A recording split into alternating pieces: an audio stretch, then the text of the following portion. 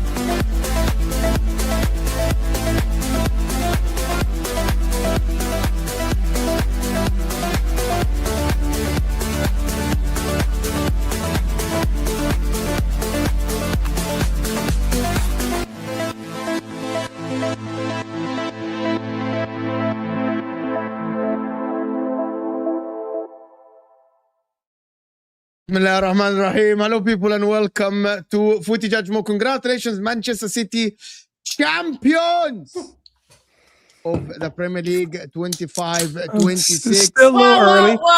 Still a little early. Still a little early. We don't want to call it just yet. The race isn't over. We just are in a much better position today now than we were before the game started. It's not over yet.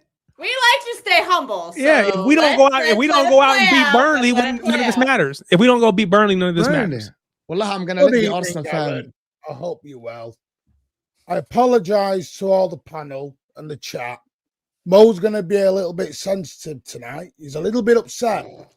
His favourite team have played Manchester City, that fraudulent dead waste of a team, and couldn't beat our dead waste of a team in 3 attempts. Good evening, Mo. Hope you're all right. Good evening, Martin. Good evening. Good evening, SD. Guys, SD hasn't joined me. Okay, just I'm going to tell you how SD hasn't joined the channel for a while. And I didn't know the result before I invited him. I didn't know the result. And he accepted and he is here. So big up SB from the catch up. Big up to him. Big up, wallahi. Because listen. We don't ever run, bro. Yeah, big up. You get what I'm saying? Martin, what's happening? Long time, fella. I'm very good. How's that quad going on? Oh, mate, quad bike's a bit flat right now. We're only on a bicycle right now. Oh, almost a unicycle. I'll say maybe a unicycle. Almost a unicycle suit. Yeah, it's crazy. You might be walking in a couple of weeks. It's crazy right now, man. Hey, man. Southampton said it best. Enjoy your quad, pal. You know what? To be honest, yeah, like I think like today, I don't like obviously Carabao Cup when we played. That was embarrassing, bro. Like I'm saying, like the Carabao Cup today, by margins, man, was what gave you the game. I think that substitution, like Arteta, I think he has to take a lot of the responsibility today, man, because I think management-wise, that's what ultimately won you got the game. Your manager being better tactically on the day, with just the decisions that he made. I think Arteta didn't make the right decisions, which cost us the game, man, ultimately. But I don't think the players who started can hold any blame. Or to be fair, like Havertz should have scored. But that's the difference, innit? That's the difference between us and you. You've got Android up front. We don't. I completely disagree with you, but fine. I actually think that Arteta. I think Arteta got it right. I genuinely believe that your players are just dog shit. Nah, Mo. Do you know what? Mo, what happened? So how are they supposed to know? Nah, Mo. I think like obviously if we're watching a game, yeah, like I feel like at first half, obviously there was like a spell where City were definitely on top. You lot were doing your thing, had us penned in. Then we got a little bit of momentum. It was a little bit even to the back end of that second half. I think second half of the first half was pretty even, but I think Martinelli, bro, that guy's got no IQ, bro. He's just like him coming on at half time, bro, that changed the game because now like he's pressing Gahey at the wrong time. The left back's out. O'Reilly's now having a massive impact in that second half, and that's what swung the momentum. Like O'Reilly was different class in that second half, and a lot of that was down to Martinelli's momentum.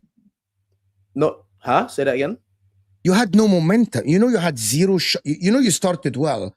Cherki scored. You got the goal back, and then you had no momentum, in my opinion. And obviously, I don't think it's on Arteta today. If you think about it, how much chances did City really have? They didn't really have that many chances. No, they didn't. Like, we had the better chances if we're having it right. So to say we had zero momentum, I wouldn't necessarily agree with that. But I think like Martinelli, that second half, he was shocking. Like, and that's when O'Reilly now can, you know, start having more of a say in the game, and you see his impact in the second goal, which was mainly down to him. That was Martinelli's poor decision making. But again, Arteta, bro, we need a goal. They scored in the 65th minute. Why am I seeing my top goal scorer in the 86th minute? Why are you taking off Eze and like when he's just hit the post, you're taking him off? Like let him, like it doesn't make sense the thing he was doing. Do you get what I'm saying? So yeah, man, that's for me. That's why I feel. That's why I would put some of the blame on Arteta. Do you get what I'm saying to you? Because in them crucial moments, that was the difference between us winning and losing. You need a goal. You don't want to come away with a loss. Why are you giving your top goal scorer like 4 minutes of normal time and 7 minutes of added time to get a goal? What, 11? Is that it? 11 minutes? Bro, they scored 30 minutes before the game finished. Why are you waiting so long? Do you get what I'm saying to you? And this is the thing that he's been doing. He's just so like risk averse. Like he doesn't want to take any risks. You get what I'm saying to you? Which is what's costing us. It's killing us. I'll be real. Bilal, what do you think? Who's it on? The players or the manager today? I'll try not to say anything, man. I just come here to watch the show, man. I want to be a viewer in the comments today. Honestly, you know how it's been. But honestly, yeah, today before the game, to be honest, I looked at the lineup and I wasn't mad at all. I always wanted to see Eze and Odegaard playing the way they did, in terms of Eze being on the left, drifting in, Odegaard being in the 10. I've got no issues with that. Madueke, he is what he is. He's just not a good player. Havertz, to be fair, first half, you know, put in a decent performance. Fair play to him. But obviously the problem with Havertz is once he gets the big chances, he's never going to finish them off. You know, like I think today on the XG, I don't know, philosophy account, it said, you know, that Havertz chance that Odegaard made for him was like 84% of the time. That's a goal. But as an Arsenal fan, you've got Havertz one-on-one. You just know you got a 10% chance at best that's going in. But yeah, honestly, first half, I'm looking at the game. I was watching it with my friend. I said the first thing to him, I said, if you want to get at City, get at Donnarumma. Press him. You know, he's shaky. The other day, I was watching Bosnia versus Italy. Same thing. You get at him a little bit, he's giving the ball away. So we were doing that in the first half really well. The press was really nice to see at the beginning. But yeah, as we continued into the game, right, especially the second half now. I think first half, okay, is what it is. We concede. Cherki, unbelievable goal. Maybe our players could have done better, but that is just pure talent. At the end of the day, we got the goal straight away, and then the first half of me going in 1-1. I'm like, you know what? That's not too bad. Maybe second half we can get something from this game, but then we come back, and from like the 45th minute until Eze hits a post, I felt like Man City were really just kind of comfortable, just popping it about. I didn't feel like we had much going on. We had that big chance with Eze, and then all of a sudden, obviously, we let Man City get that goal. And for me, that goal we conceded now is such a poor goal to concede. Like, we just switched off. And in this moment, when you're fighting for a title, this is your 4th year in a title race, by the way. 4th year in a title race, you're fighting for just to get one Premier League. You switch off at that moment, for me, is criminal. Yeah, but who switched they've done it today? Who switched off though? I feel like the whole team. Okay, Martinelli started off with switching off, but at the end of the day, they're trying to press. They're confused. Donnarumma's got the ball. He's hitting into O'Reilly. How could it's basic football? Yeah, you're the right winger. Your sole job, firstly, is to stop the left back. That's your role. Who would you rather have the ball? Would you rather O'Reilly have the ball or Kusanov and Gehi? It's common sense. It's not switching off. It's just dumb decision making. It's not switching off. Switching off is someone running off the back of you, or maybe losing track of the man, maybe ball watching. Bro, that is stupid. That's dumb. I'm going to tell you guys the reality, and I want to take it to the Man City guys. I think the difference between the two teams today is the quality of the forwards. Facts. Not the defenders, not the midfielders, because I saw Arsenal midfield finally pass the ball forward. Arsenal midfielders were giving the ball to Madueke. But today, me and Hussam were doing MHF, and I want to... You see the difference, though? You know, Semenyo today didn't get a good rating, huh? But you watch Semenyo, and I think he didn't get a good rating because of the standards of the Haalands, the Cherkis, the Dokus, right? Mm-hmm. And you watch Madueke, and because the sub is Martinelli, as SB said, people think, yeah, Madueke did all right. But if you people talk about Mikel Arteta, everyone said to Mikel Arteta, defend deep, defend deep. He pressed Man City. And before the goal, they dispossessed Man City a couple of times. You got, and I'm going to tell you something. Madueke, one-on-one with Gehi, who's a slow defender. If Madueke isn't going to be able to get the half a yard to create something, and Gehi gets a goal kick from him and gets a throw into Man City twice, that's on the player, not the manager. You can tell me that Gehi is a quality. You can tell me that Gehi is a quality. You watch Semenyo today. You know, Semenyo wasn't the flashy guy on the pitch for City. But he did everything by the book. Made the right runs behind the defense, got the ball, had the position, you know, fended for himself, defended against Hincapia when he needed to. And that is quality. You see Doku today, and I'm gonna say something for the people that keep saying Doku. If you're watching the football match and you don't understand Doku's role in Man City and what a one-on-one demon does to your team, football is not for you. Having a winger that is always able to dribble, win free kicks, never lose the ball, get corners, cut in the 18, and also he's very smart. Because that pass he did for O'Reilly, any other winger would not have seen that pass, by the way. The second goal the City scored, that Doku's work. Doku's the one who saw O'Reilly. Doku's the one who dribbled and got the pass. But people tell me Doku's not good because he doesn't have 50 GA. But Man City, Doku dribbles, create chances. He's actually a demon on the ball. And people say that he's not a good player. City's attack through Doku makes things happen. Madueke doesn't do shit. Eze today, by the way, he dribbled a couple of times. Apart from that one, he didn't do anything. You watch the difference in Cherki today. Every time Cherki gets on the ball today, there's intent. There is, I'm going to make things happen on the ball. It's a difference in quality.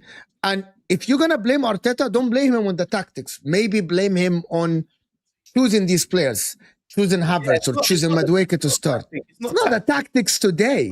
Today, the tactics looked all right. You didn't look bad. I'm on to him for decision making.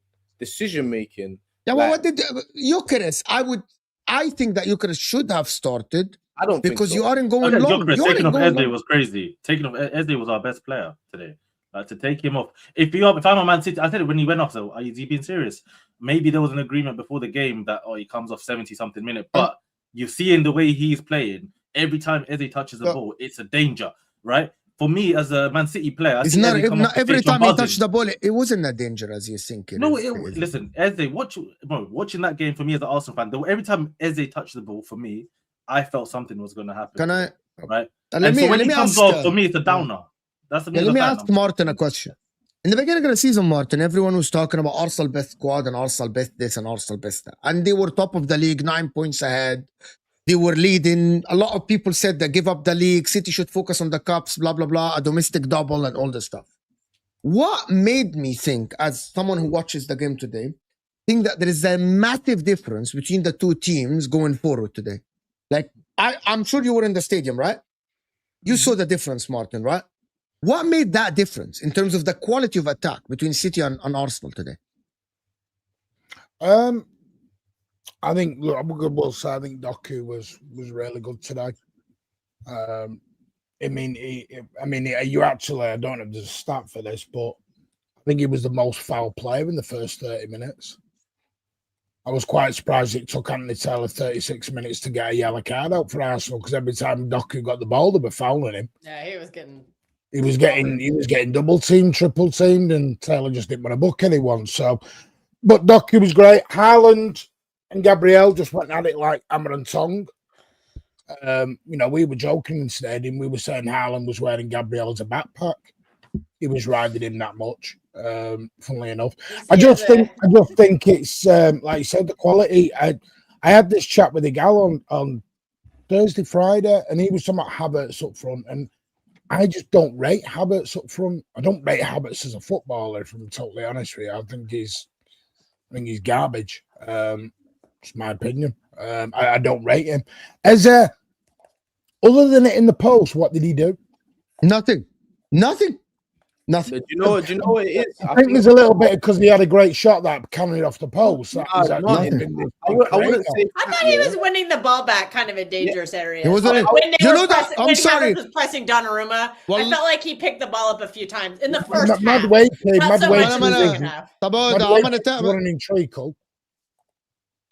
listen. SB, you play football. You played football. I don't know who else played football here in a top level or 11-11 and everything, right? The goal they scored, SB, if you're a manager and Eze is going into that duel, turning his back scared, what would you say in the dressing room? Yeah, I'll be going crazy. If it's in a game that a title decider like this and your player is turning his back into the duel like this, Matthias Nunes didn't hit the ball, guys. He chested it to Cherki, and Eze was trying to challenge him. Yeah, by the way, that is basically, if you say, that is a guy that is willing to sacrifice his body for a guy that turned his back. I love Eze. He's one of my favorite players, and everyone knows that since he was at Crystal Palace. But you cannot turn your back in your half on a duel for a ball that was cleared by Arsenal. I'm sorry. Why? What are you afraid of? What's gonna happen? You're gonna bounce off Nunes' body? What's gonna happen to you? Why are you turning your back? You see, Nico O'Reilly in duels never backs down. A 19-year-old kid never backs down. Rodri today, by the way, Rodri sacrificed his body multiple times. Why is Rodri, who's come back from ACL, sacrificing his body? Why is Rodri? Why is Eze not sacrificing? When are you gonna? If it's not against City, with all due respect, when are you gonna sacrifice yourself? Like in a duel like this? When? But you know what, Ismo? Obviously, you just you just have to sometimes obviously accept people for who they are. Eze's not gonna be a guy who's gonna put his body on the line. Like Gabriel will, Saliba will, Hincapié will, but like other man, they're not just not how they are, innit? They're gonna try and show bravery in other ways, and I think like what you like. I think as an Arsenal fan, talking about like, was Eze good today? Was he our biggest attacking threat? No, but what he did give us was some sort of stability to withhold and not turn over the ball so quickly when we was winning the ball back. Like you give him the ball under pressure, you know he's gonna keep it. He will get out of tight situations. He's got good ball retention. Whereas if Martinelli's playing or Trossard plays sometimes, he's not going to be able to use his body as well or retain the ball. So I think Eze was good on that left wing. Like he was good. Like I would like to see that more, to be fair. Like I think he's got a lot more quality than the wingers, the other people that's been playing out there. So definitely want to see him stay out there. But I just think like, you like a Cherki as well, by the way. You like a Cherki. Odegaard is not a Cherki. Odegaard's never been a Cherki. I think Odegaard needs to be more like, I think Odegaard's misprofiled, isn't it? I think a lot of people think that Odegaard is like a 10. Bro, he's not that guy. He's a tempo setter. He needs to be, you see like how Bernardo plays for you. He's a lot deeper. He tries to get the tempo started. That's Ozil. So, Odegaard, sorry. So when him and Zubimendi are playing together, it doesn't make sense because they both want to do the same thing. But I'd rather have Odegaard there because Odegaard's going to pass the ball forward where Zubimendi won't really pass the ball forward like that. So having them two there doesn't make sense. So we're going to have to get get a left winger. And I've been saying this from before the season started. For us to be a more balanced team, us signing a left winger was just as important as signing the striker last season, which we didn't do. Do you get what I'm saying to you? It gives us our team more balance. You can see Saka's out the team now. We don't really have no attacking threat like that. It's not really. No. It's not signings. You know what it is? It's not signings. I'll tell you why. No. Obviously, Saka hasn't been playing well this season. Obviously, I'm not. Are we going to do this BS? What do you mean? How is that BS? That's factual. Hang on a minute. Gyökeres was the finishing piece of the puzzle. Yeah, but you're talking by everyone. Yeah, but Martin, you know, was a quality signing, missing piece. Martin, I don't rate Gyökeres. That's other people's opinion. I didn't want Gyökeres in the first place. So you've had all these missing pieces. I didn't think Gyökeres. And now you want to go and rebuild again. No. He's not the missing piece if he's benched in the biggest game that Arsenal Football Club have played in the last 20 years. He's not the missing piece if you're getting on the bench for that. Sorry. I'm not saying that I never said he was the missing piece. I wasn't rating Gyökeres like that. I've never said that, oh yeah, Arsenal are the best attackers, Like, I'm not saying we need a rebuild, but bro, like, you can see that Trossard and Martinelli are not good enough. You can see that. I don't understand. Yeah, like, why are we acting like they are? They're not, bro. We know that. Players. Hang on, they're squad players. You have had multiple transfer windows. You could have upgraded. And I know, bro. It's like Semenyo was there. He's an Arsenal fan. Why didn't you sign him? He came to us instead.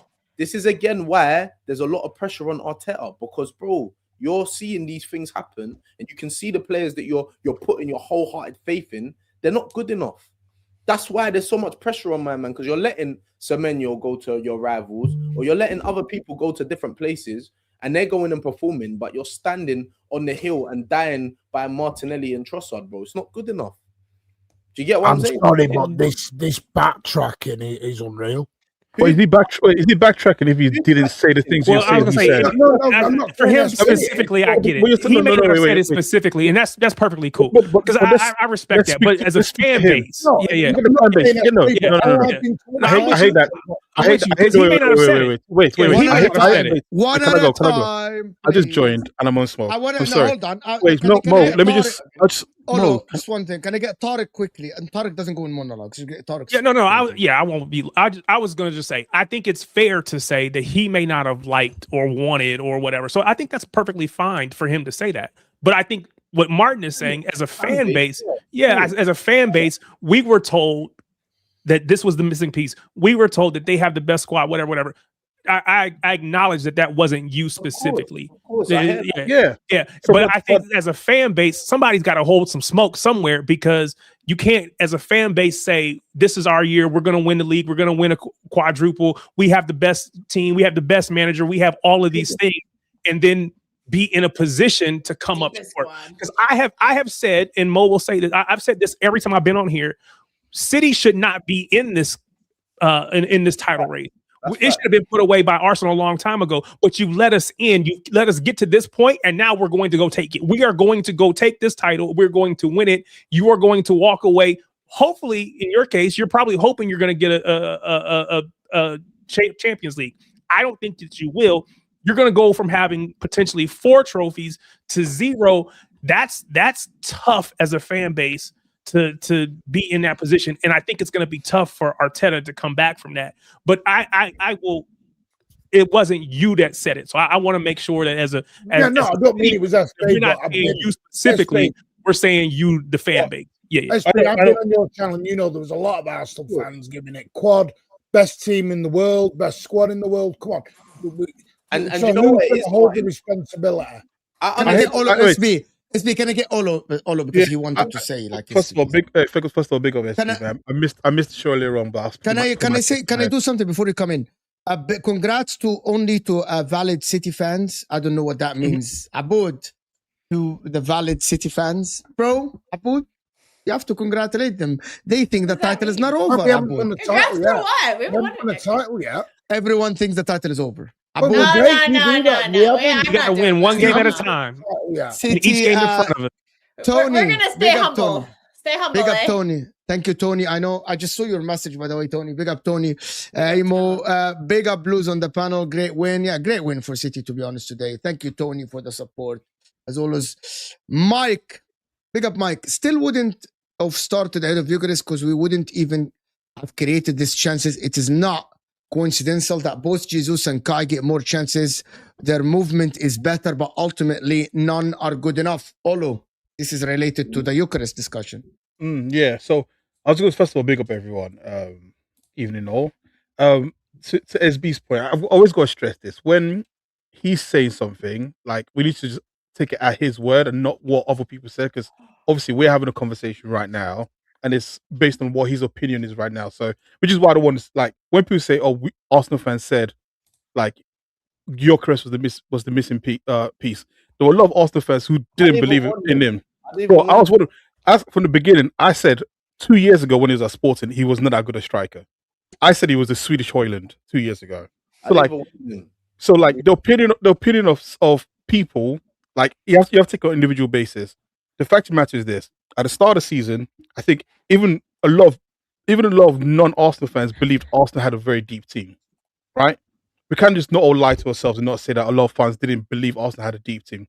A lot of fans believe that actually, if Arsenal had injuries, there were sufficient players to play, like, to sort of take away, that could replace them, right? But the reality is that now we're starting to see that the experience, if you want to call it the bottle, and the quality has dropped off massively. Like, the Arsenal we're seeing in April is not the same Arsenal we saw in November last year or October last year when we went, was it, a whole month without considered a shot on target. Like, we can accept those things are true, right? And for some reason, every April, this seems to happen. Now, whether it's down to Arteta, whether it's down to the players themselves not being good enough, and yeah, you can say Arsenal fans have overrated their players, but a lot of people were making suggestions and decisions when Arsenal were finishing top of the Champions League without losing a single game. A lot of people were saying this is a really good Arsenal team. So that's why I don't like when people go back in the past and saying, "Oh, you guys were saying this." A lot of other people who are not Arsenal fans were saying this as well. Like, and we cannot argue that it's not the case. Even a lot of Man City fans didn't believe they could win the league. I mean, some did still, but there's a lot of them who were throwing in the towel when it was like 9 points. So what happened then? So tell me what happened then. Okay, great. I agree with you. I was one of them, and I've been accused of. I was being one of them. Arsenal, top of the Premier League, toughest league in Europe, top of the Champions League, schooling Bayern Munich, walking Atletico Madrid, beating us, Inter, in our in our backyard, right? Man City going to the Emirates and defending like Pep never did before. So what happened then? Tell me what happened. What happened? Because, by the way, me and Osam were going on this. I went through the games, right? Until the beginning of March, Arsenal, even when the games that used to win 1-0 and 2, used to create chances. Used to have 2xg, 2.5 xg from open play. Lately, over the last 11 games, Arsenal haven't created in one game more than 1 xg from open play. Not one. Over 10 games. By the way, today the goal you scored is from the press, yes? And you created a couple of chances from the press. And today, with a lot of people said that today was one of your better games. So what happened? Why Arsenal collapsed? Listen, the reality is this for me, that every team has a bad period during the season. Unfortunately, ours has come right now. And I don't know what Arteta has changed. I don't know what's going to the players' heads. I mean, you're asking an impossible question to respond to, because something is happening in training that's not. It's not an impossible question. Translated. It's not an impossible question. Arteta didn't manage to squad this year properly. No, before Bilal comes in, I want to ask a City fan on this question. What happened? Why did City get better and Arsenal get worse? Why? Okay, why City got better? Why City look like? By the way, guys, City now played Arsenal twice, Liverpool, Chelsea, scored 11 goals, conceded 1. 3 top teams, huh? 11 goals. Why did City get better? Arsenal got worse. Pep knows, because we've always said it's a marathon, not a sprint, and Pep knows how to time all this. And then he found this. Yeah, I'll say he found the squad that worked, and put the players in the positions that they needed to be. Doku's a big part of that. He was injured. He got healthy. So I think there's a couple of things that have, I want to say, conspired to allow us to get back into it. But I think part of it is just Pep's ability to manage a title race. And I think sorry to cut you off. You good? Bilal, can I get Bilal, because I cut him off. Yeah, sorry. Yeah, no, I was just going to say, for me, Arteta just didn't manage the squad properly. If you look early on in the season, we played Forest and Odegaard got injured, right? And at that point, we had a moment in from like 36 minutes to the end of the game where it was Eze on the left, like today, Noneri in the 10, Madueke on the right. And from there, we could start seeing good patterns. Throughout the season as well, the likes of Lewis Skelly not being used enough, Norgard not being used enough, likes of Timber getting abused to the point now we come to the back end of the season. Timber's, where is he? He's done. Saka, we're hearing about his injury situation as well, not managing his minutes, not just this season, but throughout. Arteta's had this thing where, in my opinion, you've had a good big squad, but even though you've had this big squad, you've not utilized it in the best way possible. And that should have been our strength. Yeah, you might not have because we talk about individual players. They've got Haaland, he's top. No, and we haven't got Haaland in our team. Our strength was meant to be our squad. And for me, Arteta has just not used it well. And if you talk about performances, you talk about something's gone wrong in training, blah, blah, blah. This is our first bad period. Go look at our games in January when we're under pressure against Forest. When we're playing Liverpool, we're under pressure, we don't win. When we're playing Man United, we're under pressure, we don't win. Every single game this season where we've been under pressure, we've just not delivered. And for me, this all stems from Mikel Arteta. And if people don't want to accept that 4 title races in, then I don't know what to say at this point. So I can agree with you that there's fault in Arteta in terms of, like, obviously as a manager, the buck stops with him. He's the head, he's the captain of the ship. The ship goes down with him, right? But Kels, you hate Bernardo Silva, but how much I hate him? You hate him. I've heard you so many times going to him. But you just hate him. Okay, fine. My agenda is I want him to leave at the end of the season. He's gonna leave. I've stopped it. I'm not saying another word about it. All right, for my agenda, but hasn't Pep played him over and over again? Yes. Exactly. Yeah. Same thing. You look at Liverpool. Same thing. Like, managers play the best team over and over again. This idea of rotation is a fallacy. What I will say, Bernardo has this insane ability to stay healthy. Someone is knocking. Yeah, sorry. To stay healthy, because I think he's only missed 1 match in like 10, however many seasons. It's 9 games. 9 games. So basically, on average, he's missed about 1 game a season. It's insane how available he has been, and most players don't do that. Even City players, when they need to rotate because they're just not get injuries. Doku, for instance, as great as he is, his biggest issue is he spends a month a season on the sideline. But if he's fit, he plays, right? Like, what I'm trying to say here is that there's a fallacy and there's a belief that you have a squad and all of a sudden you start rotating around, like left, right, and center. Most managers don't do that. Most managers want to keep a stable first 11. And then that's fair. That's fair.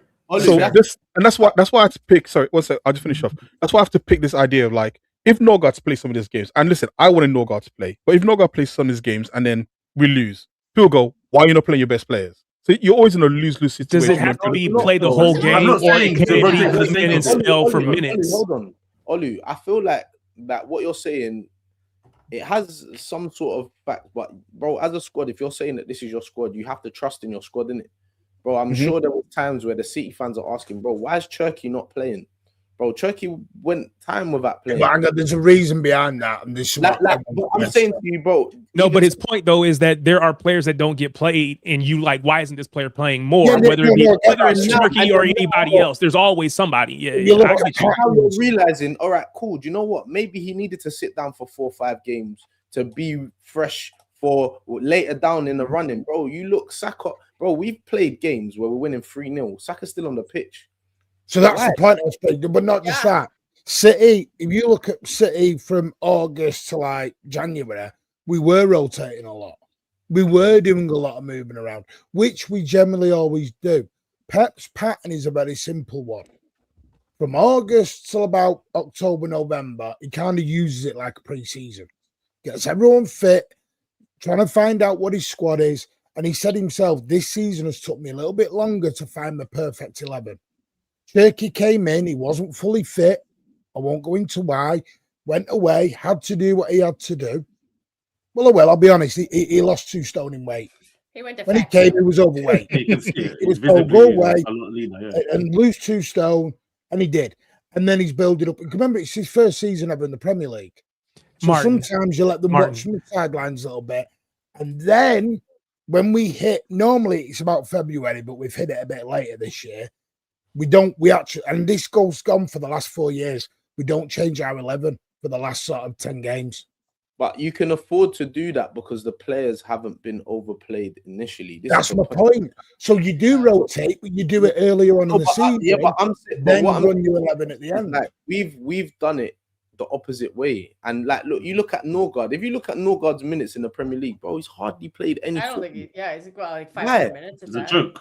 Considering how many games he's played. And there's games you can play him in, like against Burnley at home, or Leeds at home when you're up 5-0 or whatever. Who's Man City's backup DM? Nico Gonzalez. How many minutes has he played this season? Since Rodri's been back, he hasn't played.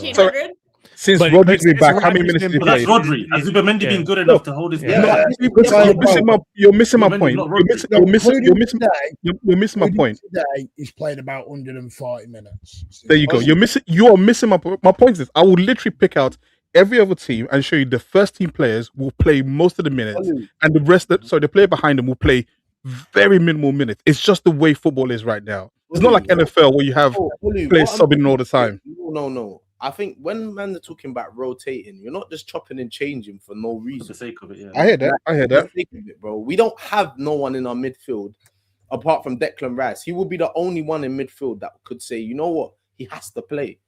Rodri has to play for City. If he's that good that when he's there, he has to play. We don't have anyone else apart. Do you think Zubimendi has commanded this season enough games where you're saying, bro, he has to play in midfield? No, he hasn't, bro. So why are you playing so many minutes? Is that if you're telling me Lewis Kelly, Norgard? We've done that with Rodri before, and then he got the major injury. I'm not saying they can't. I'm saying if you look over football, the sort of way football is structured across most teams in the world is the backup DMs, the backup players have minimal minutes in comparison to the starting 11. It's just the way managers are. Listen, I wish Norgard played more. I was joking around saying that, I don't want to say jokes I was saying, but I used to joke around about I want him to play more, but he didn't play more. But the reality is this: if you look at Arsenal, Liverpool, Man United, wherever it is, whatever team you use over the world, you find that some players play a hell of a lot more minutes, and some players who you think should play more have very minimal minutes. Look at Caicedo at Chelsea; he plays every bloody game, and you might argue they might not have a player who's as good as him, but you could argue he's getting run down to the ground, but they don't change it. That's just the reality of how football is. Has his performance has been as good as they were previously? No, yes, of course it's dipped. Yeah, it's going to take a toll. This is what I'm saying to you. These are not robots. These are human beings. Like, is that man? I hear that. And I'm thinking, like, man, actually even forget the mental aspect of how hard it is to be on it every day. Bro, you have to be good, not just in games. You have to be on every day because football, you can't turn it on and off. But City Rodri doesn't rotate. Bernardo doesn't rotate. Yeah, Nico O'Reilly played a lot. It's about utilization, SB, and you know that. But wait, Mo, what I'm trying to say is you're going crazy. But did they get rinsed like Saka? Saka's been rinsed. But wait, hold on. Yes, guys, go SB, go ahead because go ahead, huh? Like, look, our defenders, yeah. I understand why you're not going to rotate the back four because the back four have been so solid to the fact where people weren't even getting shots on goal, like with Declan Rice in front of them. Anyone else in that team, you tell me in Arsenal's team, apart from the goalkeeper as well, who else has been performing to a level where they should not get rotated out of the team? There's nobody. Bernardo has been playing. He's been cold this season. He's been top this season. One of the best players in City's team overall the whole season. He's been top. Nico O'Reilly, top. Amazing. Since he's come in, top. Say that again, Bo. Bit louder. But wait, Kusunov now, top. Best left back in the league, Broski. If you took Kusunov out the team now, people would be like, why is he coming out the team, bro? He's been top since he's been in the team. So but what I'm saying to you, why isn't that Pep utilization? No, but I'm saying Pep utilization. Yeah. But I'm saying to you, Mo, what I'm trying to say to you is you're not going to rotate players when they're playing, when they've got rhythm, when they're playing well. I agree with you. I agree with you. Players ain't playing well, but they're still running into the ground. Why? That's my point that I'm trying to make. Like, why is he playing so much minutes and he hasn't been playing well? Like, you don't have other players that are good. Like, this is what I'm saying. It doesn't make sense. Let me do these 3 super chats because I want to say something that is in favor of Pep massively, and it's against Mikel Arteta. Before I do this, even though Mikel Arteta tactics in the beginning of the season worked and everything, But when at the end of the season, you needed to change something because teams will suss you out a little bit about the way you play. Teams will change against you. Pep Guardiola, and I remember Martin was the only one that was doing shows. He did with me with Olu at that time. 22-23 season. You remember, Martin, when I told you it's one of the best teams, efficient teams I've seen in my life. Why? Because Pep found a way to make it work while changing one player only. The problem is lately is Mikel Arteta hasn't changed. It's actually gone backwards a little bit in terms of tactics. That he's not getting the best. By the way, Gabriel, top, right? Gabriel been exposed lately massively for us today, for example. Card today, by the way. That nobody would have complained if he got red card. I actually think they took it easy on him. Ref was not going to give a red card. You cannot eject him and he wouldn't give a red card. But apart from this, today, in the Cherki goal, you're passive. You're passive. You're throwing your body, yes, in the other ones. You're passive in defending. Against Haaland, yes, Haaland, you and Haaland were fighting. But this is the moment where you show your quality. You say you're the best defender in the world over the last 6-7 months. It's today, huh? This is today. If this is my player, this is today. You show it today against Erling Haaland. You prevent Haaland from getting to that ball. You die before Erling Haaland gets ahead of you to that ball. Right? This is it. Cherki, dribble. Why are you turning your back on Cherki, putting your heel out? Why you're not defending like why? I think that one's a bit harsh though. That Cherki one. More, man. Seriously. Okay, but hear me out. SB. You would have probably brought him down. Hold on. Okay, SB. I agree with you if it's not Gabriel. Here is the thing. I am holding Gabriel to the level of you're the best defender in the world. I'm holding Gabriel to that level. Of course. But I am not. If that was gay, I would have said, okay, you're not the best defender in the world. If that was any Konate. But you are being you're being held to that standard. You aren't being held to the standards of other defenders. No, Mo, I get it. But you also, that doesn't excuse the fact that you have to sometimes, bro. Like, even though I am a top defender, people are going to get past you sometimes, especially people with feet like Rayan Cherki, bro. You don't know what left, right, step overs. Like, it's not simple. Like, you don't want to give away a penalty at that stage of the game. Do you get what I'm saying to you? So, like, I'm not going to over-criticize him for that, but his performances of late he's been a bit shaky. It's been great. Let me read this. Okay, Jamal, thank you so much for the donation. I don't think it's about rotation because Pep has been criticized for the same. Its ability to handle pressure. Players, managers, fans, they can't handle it. Is that true though, Bilal? About the pressure? Listen, as I said, I think this team, there's two things. The pressure, yeah, definitely. Every big pressure moment, they've not delivered. So I can't sit here and say, oh, they can handle the pressure because clearly the evidence shows that they can't. But also, as you just said, there's a quality issue and even a tactical issue with Mikel Arteta and decision-making. So all round for me, I think it all plays a part. And I think obviously a lot of it goes, oh, the fans this, the fans that. Who cares about the fans? At the end of the day, you talk about quality. I was even thinking about the times when De Bruyne at Man City, he might not be fit for the whole season, but Pep would just have him there, loading. You know, last 2-3 months, De Bruyne is going to finish the title race for Man City, right? Arteta has not figured out any sort of formula so far, and for me, before that, okay, I know Martin has to drop. Oh, sorry, I know Martin. Sorry, Oli. I know Martin has to drop. Martin, last words before you drop, before you go and start your show in the Mancunian way. Mm-hmm. Last words for you. You winning the title? Title over? Come on, Burnley. No. I think Burnley will get a slapping on Wednesday. I think the goal difference will take it.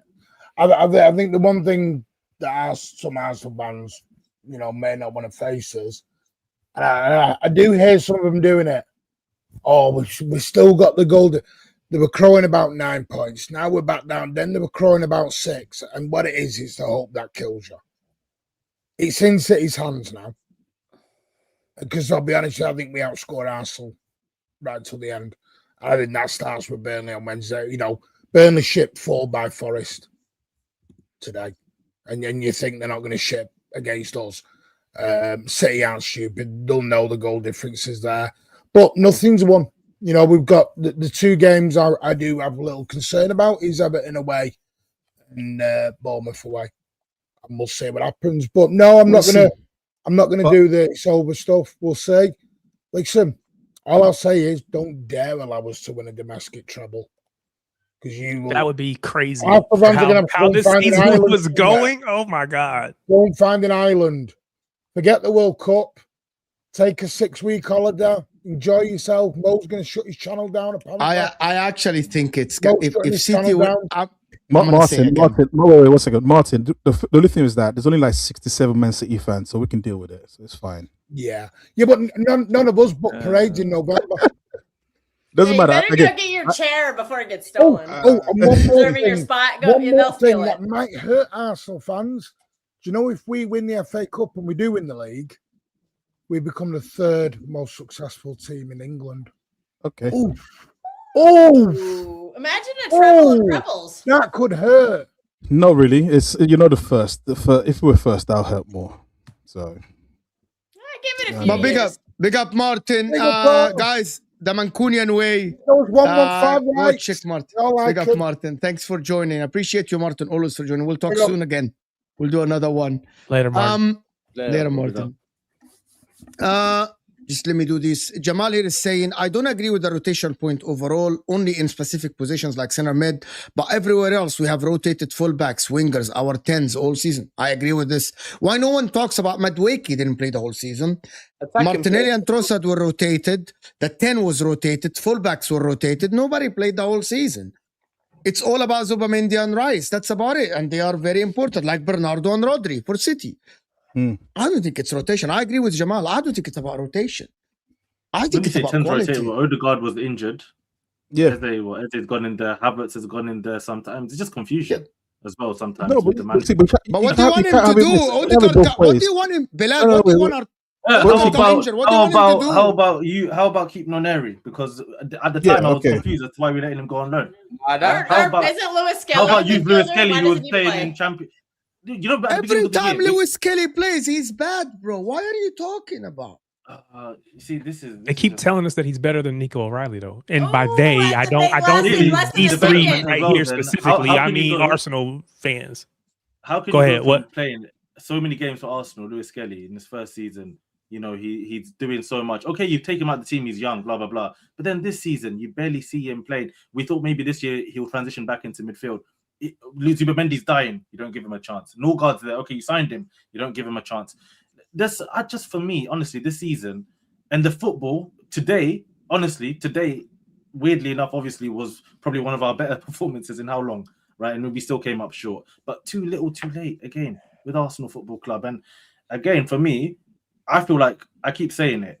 I personally feel like this project is over, and I don't really understand how Arteta is gonna motivate this squad of players to go again for a 5th season. So let's see how the season pans out now. I'm just waiting to see how it all crumbles. Do you think he's got to go? He has to. 100. I've said it. I said it. Assuming City goes on to win the league, right? Oh yeah, 100%. City win the league. Then there's no debate. If Arsenal win the league, does he have to go? If he wins the league, he's got to stay. Even as fans, we're like, damn, can we really go again for a 5th? And we're fans. Imagine the players in that dressing room now thinking, damn, okay, we listen to Arteta again for a 5th year. We're gonna win this. We're gonna win next. The problem season. now is the reality is I see a lot of Arsenal fans are like done. They're like done with this. Unless he wins the Champions League, they're done. They're done. He has to do something incredible now to pull it out the bag and change the atmosphere. But it's what SB what? If he wins the Champions League, statue outside the Emirates, broski. No way, bro. Like what? Bro, I'll be real. Like I'll respect it. Like you done something that no one's ever done. Cool, I hear it. But bro, you know my thing. Yeah, this is just how I think. In a Champions League, I don't necessarily think you have to be the best to win that. Me personally, that's what I think, innit? Because like you can be on easy sides of the draws. You don't have to play. Your route to the finals could be easy or whatever. League position, you can't hide. You have to go everywhere. You have to play everyone home and away. There's no hiding that, bro. You should have been the league champion this season. 12 points, 9 points clear, all of these things, and you've allowed someone to come and wrestle that away when you've had everything on a plate. Liverpool been crap this season. Man United started off rubbish. Chelsea ain't local, been inconsistent. Aston Villa ain't got the squad to compete. Bro, you've had backing in the summer. You've had everything's gone to your advantage. City weren't even good at the start of the season. Bro, you've got no excuses to not win. What's your excuse? I hear that, but on the Champions League thing, the only thing I'll say is this: is that one, we played in a league stage in Champions League. You literally had to play some tough teams to go through that, right? So if he wins it, the reason why, you're on the big screen now. There's so much on screen. Now if he wins it, like in the end, you have to have beaten one tough team in the final, right? Either it would have been Bayern or it would be PSG, right? So there's that. Also, like I said, you'd have beaten the team. But I'm still not like. No, but to the point of if it was like, let's say we played, I don't know, some random teams all the way to the final and then win the final against a random team, I can understand that. In the way this Champions League is done right now, you still have to play tough teams. So the road to the final, there are tough teams in that, and in the end, Arsenal didn't lose in the group stage, right? I do agree with you though. The bread and butter is the league. That's where you show the metal. That's where you show that actually. Yeah, I agree. But winning the Champions League is a massive thing. Oh, it's massive, bro. Don't get it twisted. Let's just get past Atleti, man. Let's just see if we can. But I have a simple question for everyone. Okay, just let me do this. Mike, big up, Mike. It comes down to attacking recruitments. Mike, spot on. You hit the nail on the head. It comes down to attack and recruitment. We are in the Final Four of Europe. Look at our attack. Those players make the margins in the big moment. Havertz today, Madueke, Martinelli, Gyökeres. With all due respect, Arsenal attack is not as competent as people thought. And I said in the beginning of the season, a lot of it is you have no superstar. And most of the teams that get the distance have a superstar. People told me Rice is a superstar. He might be a superstar. But he might be a superstar in the middle, but he won't win you the game. What wins you the game is a Harry Kane, is a Lamine Yamal, is a Mbappe, is a Michael Olise. This is what wins you the game. The guy that takes the game under. Did you say Rayan Cherki? I wasn't sure if I heard Rayan Cherki's name. No, I don't think that Rayan Cherki is still within these people. Yeah, I just want to make sure you throw those names in there. I'm going to tell you, Erling Haaland is one of these. That cross from Trossard, Erling Haaland's put that in the goal. 2-2. Right? Havertz, that chance that Havertz got, Erling Haaland most likely would score that. Erling Haaland, nobody, and I say again, nobody from the Arsenal attack strikes fear. And I played football. I swear to God, when there is a forward in front of you that is known, that strikes fear, you adjust. You adjust how you stand. You adjust who to mark. You adjust, is it 1-on-1? Is it 2-on-2? Or you got to leave another guy in the back? Arsenal don't have that guy. Today, Pep Guardiola was comfortable to press and leave Gueye with Madueke, and Havertz was Kozanov, and he was fine with it. He's like, all right, they'll deal with him. It's fine. I'll take that risk. Why? You don't strike. Madueke doesn't strike fear. And as a football player, he doesn't. But the thing is, Madueke shouldn't even be playing. 50 million. But Madueke, everyone's getting onto Madueke, yeah. But Madueke shouldn't be playing. He's not supposed to be Arsenal starting right winger. Do you get what I'm saying? Why did you spend 50 million on him? Bro, because the 50 million could have been Semenyo. Arteta's ego. He wanted him. I understand that, but again, you buy him to be a starter. As a squad, you're not spending that kind of money on a bench player. As a squad player, I'm not mad at Madueke because Madueke, he's been okay in it. He's done what he's needed to do. It's just the fact that the other people who have been in front of him and should be in front of him haven't done their thing. That's it. If Saka was doing this thing and Madueke gave this level of performance, no one would be batting an eyelid at it. It just so happens that the people in front of him who are supposed to be starting ain't been good enough. And this is all Elanga's fault anyway. He's the one that messed up the market, bro. If he's going for 50 mils, 60 mils, what do you think any half-decent player is going to go for? But to make it, honestly, even at the time, this is the first time in my life I ever saw Arsenal fans making protests saying, don't sign a player. And I remember even before we signed Madueke, there was 2 wingers in the Premier League. I said, I'm so happy they don't play for my club. The first one was Garnacho at United, and then there was Madueke at Chelsea. So when we were linked to this guy, I couldn't believe it. But Arteta's recruitment over the years with attackers has just been poor. You know, you look at Havertz, you look at Gyökeres, look at Trossard. To be fair play to him. That was a bit of an emergency transfer, and he did really well. First 6 months were unbelievable. But you know what the problem is? But you guys know the problem. The problem. You know what the problem is? The problem is the guy ahead of Trossard is Martinelli, and I think Martinelli is a bottom half of the table winger as a start. Wait. Don't tell PSG that. I'm hearing PSG that in talks with Martinelli. No, it's not happening. Do you know what? But I wanna. Is Arteta? If Pep wins the league this season and he stays, what is the motivation for the rest of the league next season? I keep asking that question. Because if I do shows in the summer and we do YouTube and Sky Sports do the thing, Talk Sport, and we ask who's favorite to win the league next season, if you lined up 100 people and you tell them, 99 will tell you City. Because City are going to back him. They're going to give him money. What Arsenal did is didn't open the door for the likes of United, Liverpool, because City are going to win the league again.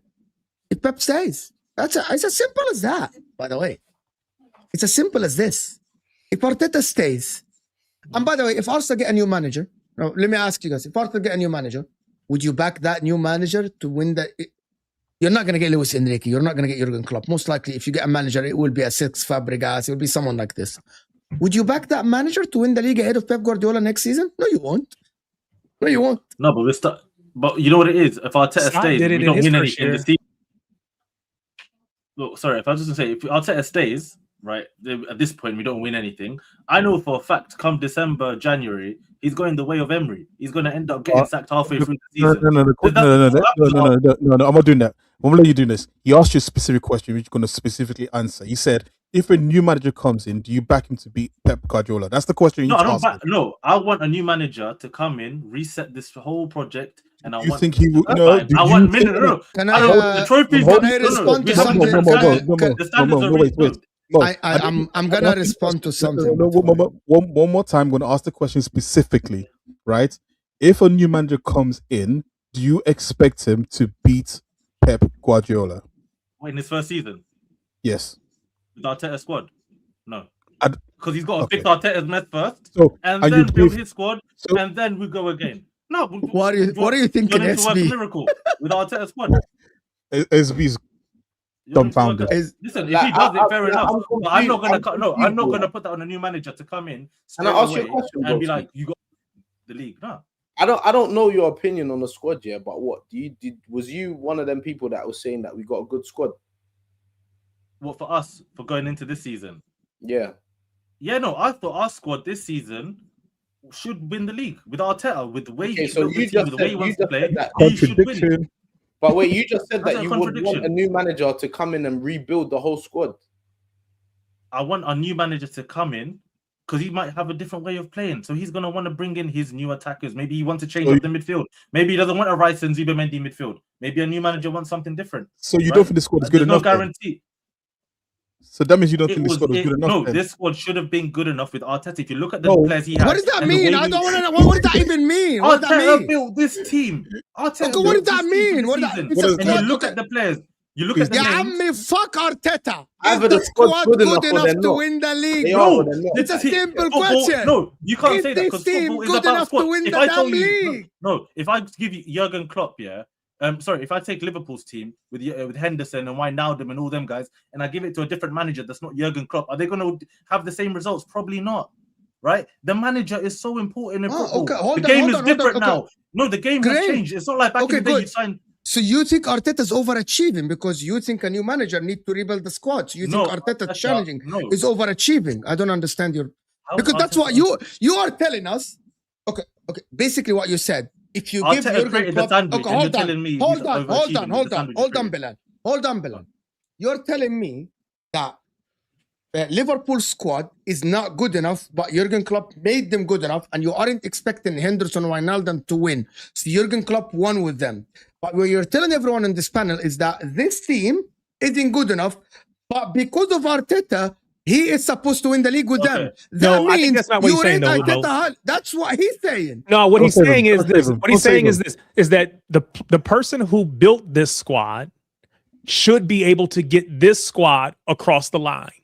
This squad is good enough to win the league if you are the right manager. This manager built the squad in his image, and he can't get it across the line.